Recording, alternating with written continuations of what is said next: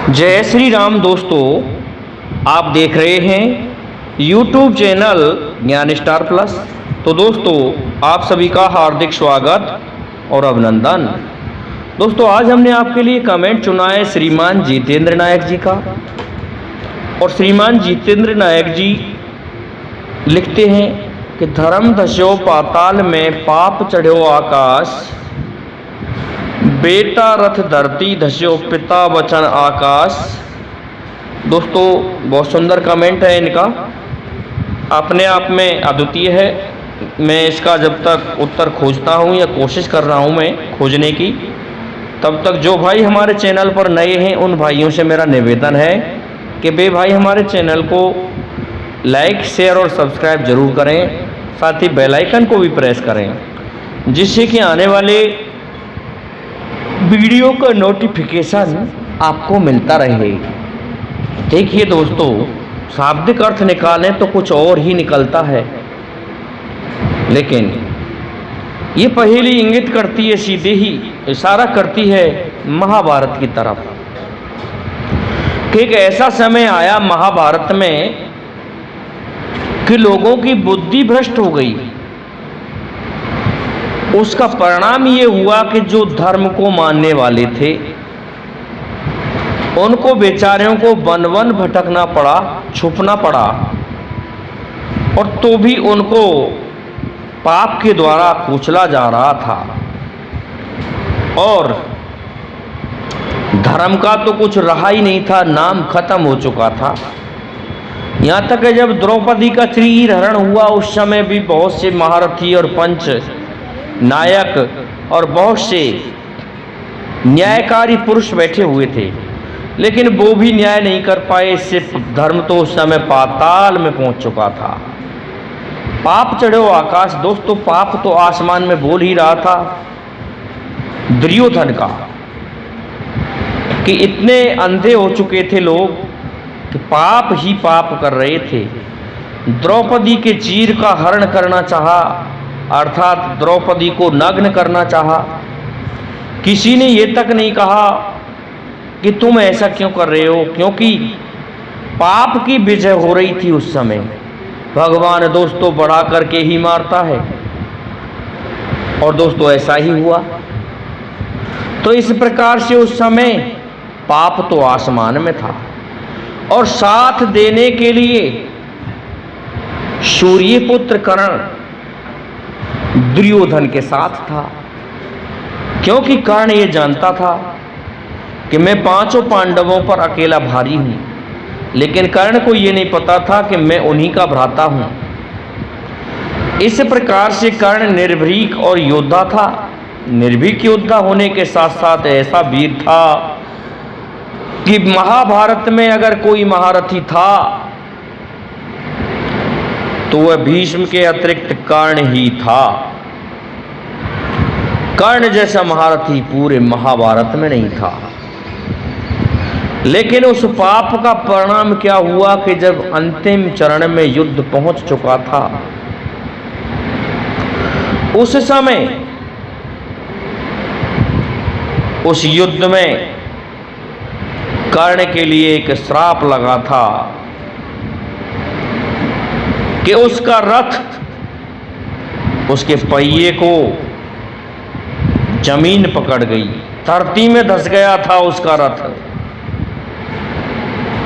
और दोस्तों, उसका परिणाम ये था कि कर्ण ने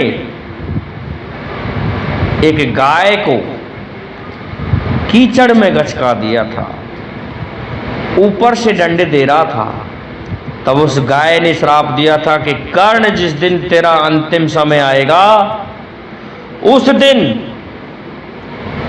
तू मेरी तरह ही धरती में गचक जाएगा,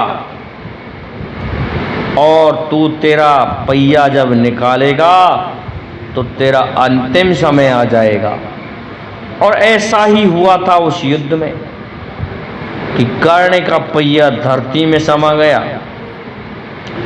दोस्तों, इस तरह की जमीन थी उस जगह कि जहां पहिया जाने का तो कोई नाम निशान ही नहीं था। रथ का जो पहिया था एक मैदान पूरी तरह से पटपरी जिसको बोलते हैं, लेकिन वह मैदान कर्ण के रथ के पहिए को निगल गया। और जब कर्ण ने निकाला तो उस समय तक भगवान श्री कृष्ण ने कह दिया था कि अर्जुन मार सके तो अब मार दे, नहीं तो फिर कर्ण नहीं मरने वाला। तो दोस्तों अर्जुन ने बाण छोड़ दिया और कर्ण की मृत्यु हो गई। पिता वचन आकाश,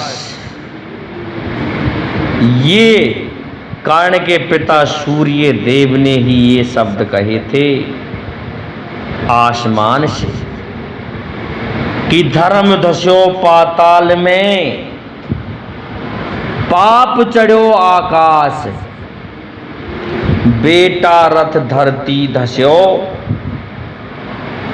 पिता वचन आकाश। ये आसमान से सूर्य देव ने कहा था। ये उस समय की विडंबना सूर्य देव ने वर्णित की है। सूर्य देव ने इस पहेली के माध्यम से ये बात कही है, क्योंकि और ये सत्य बात थी। यदि मुरलीधर कन्हैया भगवान वासुदेव श्री कृष्ण अवतार न लेते तो द्वापर में चौथे चरण में इस तरह के राक्षस पैदा हो गए थे कि न्याय नाम की वस्तु ही नहीं रही थी, धर्म रहा ही नहीं था। जो धर्म को मानने वाले थे वो भी पाप करने लग गए, एक पापी से डरने लग गए। और वह पापी अहंकार में मदमस्त होकर के किसी की नहीं मानता था।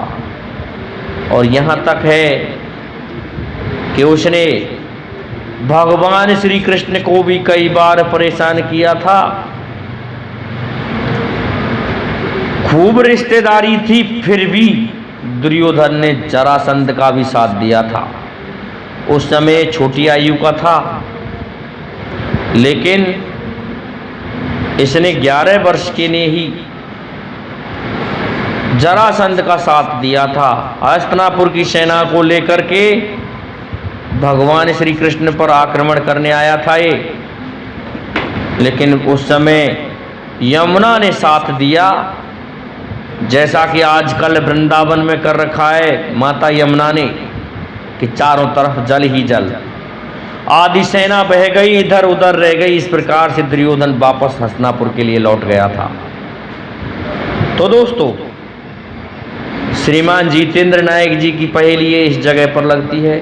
मैं समझता हूँ आपको इस पहेली का उत्तर समझ में आया होगा, इसलिए आप सभी से मेरा निवेदन है कि हमारे इस वीडियो को लाइक शेयर और सब्सक्राइब कीजिए, साथ ही बेल आइकन को भी प्रेस कर दीजिए, जिससे कि आने वाले वीडियो का नोटिफिकेशन आपको मिलता रहे। जय हिंद, जय भारत, जय जय श्री राधे, जय जय श्री राम।